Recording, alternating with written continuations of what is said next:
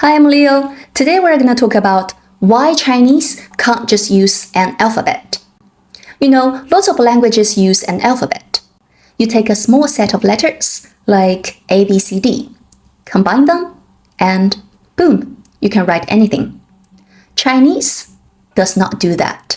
Let me show you the comments I received from earlier videos. All of them are basically asking the same question.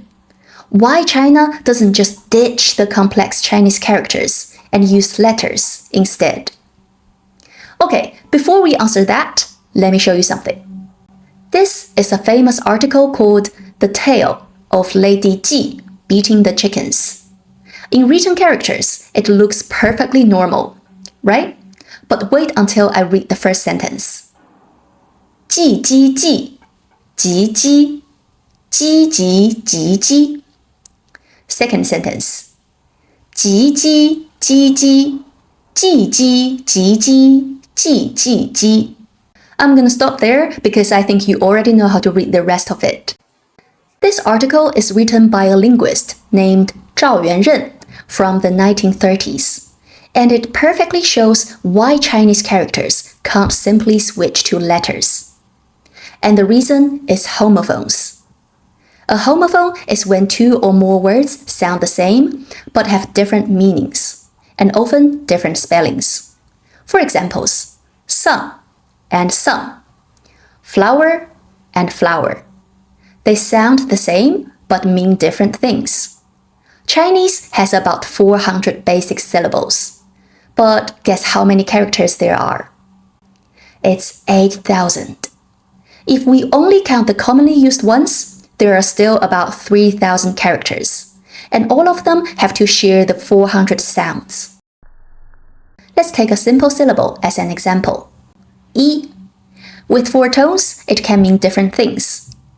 Yi can mean number 1 or clothes. Yi can mean to move or doubt. Yi can mean ants or chairs. Yi can mean translate or easy.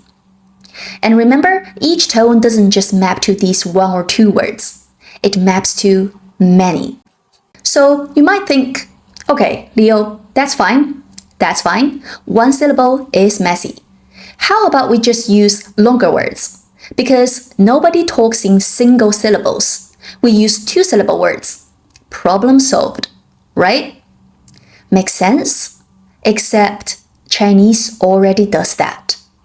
So now look at these pairs. This 2-syllable word, 城市, is city. But the same syllables, 城市 is program or formula. If you say, I love this 城市, are you a fan of Beijing or just a programmer? There are more examples like 手势, gesture, and 首饰, jewelry. 目的 is purpose, while 目的 is graveyard. What's your 目的? That could either be a performance review or a death threat. When you write it in characters, it's super clear which 目的 you mean. But if you only use alphabet to write down the sounds, people will get confused. Chinese has a relatively small number of possible syllables, but a very large number of meanings. So if you only write the sound, you lose information. Hope this video is helpful to you. If you enjoyed it, don't forget to like and subscribe. I'm Leo. See you next time. Bye for now.